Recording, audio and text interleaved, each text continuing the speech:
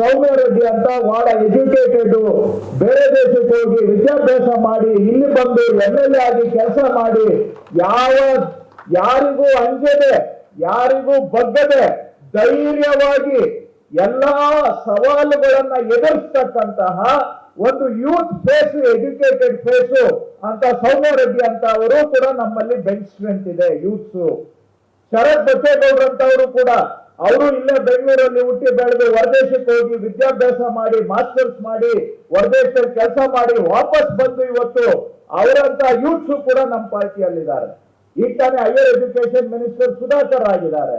ಈ ತರ ನೀವು ಯಾವ ಲೆವೆಲ್ ರಾಮಲಿಂಗಾರೆಡ್ಡಿ ಆಗ್ಲಿ, DK ಶಿವಕುಮಾರ್ ಆಗ್ಲಿ, ಚಲುವರಾಯಸ್ವಾಮಿ ಆಗ್ಲಿ, ಅದಕ್ಕಿಂತ ಕೆಳಗಡೆ ಲೆವೆಲ್ ಹೋಗಿ first time MLA, second time MLA ತಗೊಳ್ಳಿ, ನೆಕ್ಸ್ಟ್ ಲೈನ್ ತಗೊಳ್ಳಿ, ಎಲ್ಲಾ ಲೈನ್ ಅಲ್ಲೂ ಕೂಡ ನಮ್ಮ ಪಾರ್ಟಿಯಲ್ಲಿ ನಮ್ಮ ಸಮಾಜದ ಲೀಡರ್ಶಿಪ್ ಇದೆ. ನಾನು ಬರೀ ಯಾರೊಬ್ಬರ ಬಗ್ಗೆ ಮಾತಾಡ್ತಾ ಇಲ್ಲ, DK ಶಿವಕುಮಾರ್ ಒಬ್ಬರಿಗೋಸ್ಕರ ನೀವು ಮಾಡಿ ಅಂತ ಹೇಳ್ತಾ ಇಲ್ಲ. ಎಲ್ಲಾ ಲೆವೆಲ್ ಅಲ್ಲೂ ಕೂಡ ನಮ್ಮ ಪಾರ್ಟಿಯಲ್ಲಿ ನಮ್ಮ ಸಮಾಜದ ಕ್ವಾಲಿಟಿ ಲೀಡರ್ಶಿಪ್ ಇದೆ.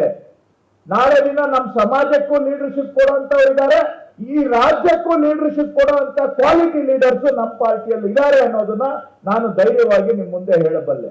ಅಂತ ಒಂದು ಕ್ವಾಲಿಟಿ ನಮ್ಮಲ್ಲಿ ಇದೆ. ನಾಳೆ ಯಾರೇ ಆಗ್ಲಿ ನಮ್ಮ ಪಾರ್ಟಿಯಲ್ಲಿರುವಂತ ನಮ್ಮ ಸಮಾಜದ ಲೀಡರ್ ಯಾರೇ ಜವಾಬ್ದಾರಿ ಸಿಕ್ಕಿದ್ರು ಕೂಡ ನಮ್ಮ ಸಮಾಜ ತಲೆ ಎತ್ಕೊಂಡು ನಮ್ಮ ಲೀಡರು ನಮ್ಮ ರಾಜ್ಯಕ್ಕೆ ಒಳ್ಳೆ ಲೀಡರು ಅಂತ ಹೇಳ್ಬೋದು. ಅಂತಹ ಕ್ವಾಲಿಟಿ ಲೀಡರ್ಶಿಪ್ ನಮ್ಮ ಪಾರ್ಟಿಯಲ್ಲಿ ಇದೆ. ಅದರಲ್ಲಿ ಒಂದು ಭಾಗ ಸೌಮ್ಯ ರೆಡ್ಡಿ ಅವರು MLA ಆಗಿ ನಮ್ಗೆಲ್ಲರಿಗೂ ಕೂಡ ಬಹಳ ಹೆಮ್ಮೆ ತರೋ ತರ MLA ಆಗಿ ಕೆಲಸವನ್ನ ಮಾಡಿದ್ದಾರೆ 5 ವರ್ಷ. ನಾವೆಲ್ಲ ಯಾವಾಗ್ಲೂ ಕೂಡ ಅವ್ರನ್ನ ಕಂಡ್ರೆ ಬರೀ ಪ್ರೀತಿ ಅಷ್ಟೇ ಅಲ್ಲ, ಹೆಮ್ಮೆ ಪಡ್ತೇವೆ. ಅಂತ ರೀತಿಯಲ್ಲಿ ಆಕೆ ಕೆಲಸವನ್ನ ಮಾಡ್ಕೊಂಡು ಬಂದಿದ್ದಾರೆ. ಇಂಥ ಒಂದು ಸನ್ನಿವೇಶದಲ್ಲಿ ಪಾರ್ಲಿಮೆಂಟ್ ಅಲ್ಲಿ ದೇಶದಲ್ಲಿ ಏನಾದ್ರೂ ಕರ್ನಾಟಕದ ವಾಯ್ಸ್ ಕೇಳಬೇಕು ಅಂತ ಹೇಳಿದ್ರೆ ನೀವು ಸೌಮ್ಯ ರೆಡ್ಡಿ ಅಂತವರನ್ನ ಗೆಲ್ಲಿಸಿದ್ರೆ ಆಕೆ ಧೈರ್ಯವಾಗಿ ದೇಶದಲ್ಲಿ ಎಲ್ಲೇ ಬೇಕಾದರೂ ನಿಂತ್ಕೊಂಡು ಬೆಂಗಳೂರು ಪರವಾಗಿ ಕರ್ನಾಟಕದ ಪರವಾಗಿ ಮಾತಾಡುವಷ್ಟು ಧೈರ್ಯನೂ ಇದೆ, ಸ್ಥೈರ್ಯನೂ ಇದೆ, ಹಾಗೂ ವಿದ್ಯಾವಂತರು ಇದ್ದಾರೆ, ಅನುಭವನೂ ಕೂಡ ಇದೆ. ಆ ಕಾರಣದಿಂದ ನಮ್ಮ ಕರ್ನಾಟಕದ ಧ್ವನಿ ಇವತ್ತು ಕೇಳಬೇಕು, ನಮ್ಮ ಅನ್ಯಾಯದ ವಿರುದ್ಧ ಹೋರಾಟ ಆಗ್ಬೇಕು ಅಂದ್ರೆ ಸೌಮ್ಯ ರೆಡ್ಡಿ ಅಂತವರು ನಮ್ಗೆ ಬೇಕೇ ಬೇಕು. ಇದನ್ನ ದಯವಿಟ್ಟು ಗಮನದಲ್ಲಿ ಇಟ್ಕೊಳ್ಳಿ. ಹಾಗಾಗಿ ದಯವಿಟ್ಟು ಯೋಚನೆ ಮಾಡಿ. ಇವತ್ತು ಸೌಮ್ಯ ರೆಡ್ಡಿ ಅವರು ಸೌತ್ ಅಲ್ಲಿ ಗೆಲ್ಲುವಂತ ಎಲ್ಲ ಅವಕಾಶ ಇದೆ. ಗೆದ್ರೆ ನಿಜವಾಗಿ ನಮ್ಗೆಲ್ಲರಿಗೂ ಹೃದಯ ತುಂಬಿ ಹೇಳಲಾರದಷ್ಟು ಸಂತೋಷ ಅಂತೂ ಆಗತ್ತೆ. ಯಾಕೆಂದ್ರೆ ಬಹಳ ವರ್ಷದಿಂದ ನಮ್ಮ ಸಮಾಜದವರು ಯಾರಿಗೂ ಗೆಲ್ಲಕ್ ಆಗಿರ್ಲಿಲ್ಲ. ನಾನು ನಿಂತಿದ್ದೆ, ಅವಾಗ ನನ್ಗೆ ಸಮಯಾವಕಾಶ ಸಾಲಿಲ್ಲ, ಹತ್ರ ಬಂದು ಹೋಯ್ತು. ಇವತ್ತು ಇನ್ನ ಅವಕಾಶ ಚೆನ್ನಾಗಿದೆ. ಯಾಕೆಂದ್ರೆ ದೇಶದಲ್ಲಿ ಇವತ್ತೊಂದು ಬದಲಾವಣೆ ಗಾಳಿ ಬೀಸ್ತಾ ಇದೆ, ಕರ್ನಾಟಕದಲ್ಲೂ ಕೂಡ ಬದಲಾವಣೆ ಗಾಳಿ ಬೀಸ್ತಾ ಇದೆ. ಇಂಥ ಸಂದರ್ಭದಲ್ಲಿ ನೀವೆಲ್ಲ ಮನಸ್ಸು ಮಾಡಿದ್ರೆ, ಯಾಕೆಂದ್ರೆ ಈಗಾಗಲೇ ಮಂಜೇಗೌಡರು ಮಾತಾಡ್ತಾ ಹೇಳಿದ್ರು, ಯಾರು ಒಂದು 6 ಲಕ್ಷಕ್ಕಿಂತ ಹೆಚ್ಚು ನಮ್ಮ ಸಮಾಜದ ಮತಗಳು ಈ ಭಾಗದಲ್ಲಿ ಇದ್ದಾವೆ ಅಂತ.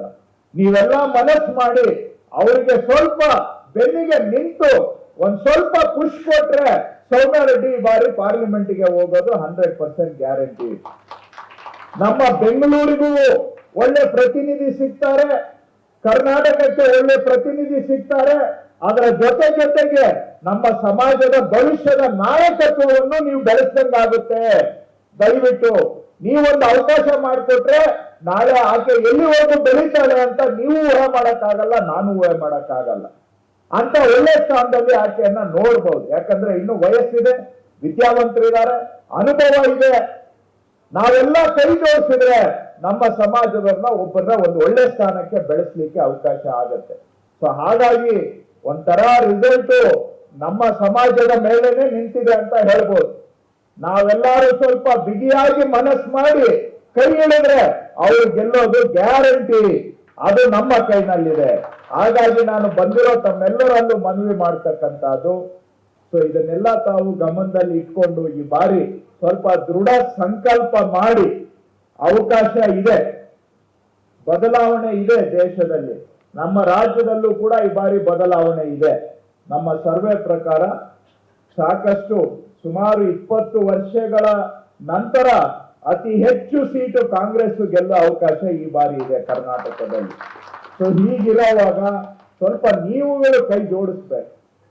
ಸಮಾಜದ ಹಿತ ಕಾಪಾಡ್ಲಿಕ್ಕೆ ನಾವೆಲ್ಲರೂ ಇದ್ದೇವೆ.